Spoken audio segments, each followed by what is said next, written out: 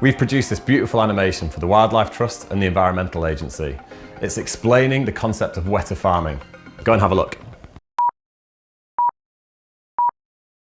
Are you struggling to control water levels on your land and sometimes feel like you're fighting against nature? It can be time-consuming and costly and still not provide you with an optimal yield.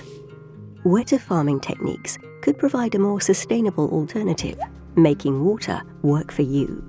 Wetter farming works by keeping the water in your soils rather than draining it out, taking you from this to this.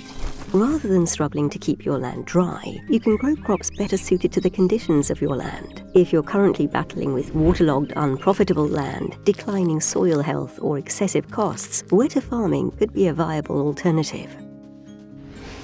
There are two main benefits of wetter farming. On the one hand, it can be good for business, helping to increase your output and boost land resilience. On the other, wetter farming is also more environmentally friendly, reducing the CO2 emitted from your fields by over 80% in just 1 year. Wetter land provides unique growing conditions, meaning you might have to rethink not only how you grow, but what you grow. Here are a few examples of what you can use these wetter conditions for. Construction materials, various foods, horticultural growing media, biomass for energy, novel products, carbon farming, summer grazing land for livestock. So where do you start? Raise the water table. To raise your land's water table, you need to keep water in the ground rather than draining it out. Bunding or ditch blocking is effective here and is particularly good for peat soils. Rain is the cheapest and most natural solution for re-wetting your land, but it's not always reliable. So you might need to consider other sources, such as abstracted water from rivers and streams, groundwater from wells and boreholes, or mains water. Requests for additional water needs may require a permit or consent from the EA and will need to be considered amongst other local demands.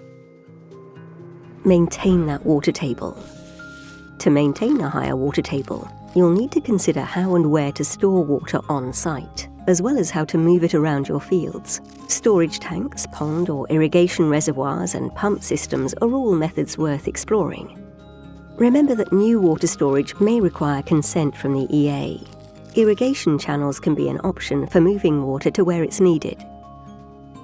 Wetter farming requires some flexibility. How you manage a higher water table for one crop might be different to how you manage it for another. One option is to maintain a steady water table, particularly suitable for crops such as typha. Another option being investigated is seasonal re-wetting, which involves lowering the water table while sowing and harvesting, and raising it in between to suit specific crops, or over winter when the land is fallow.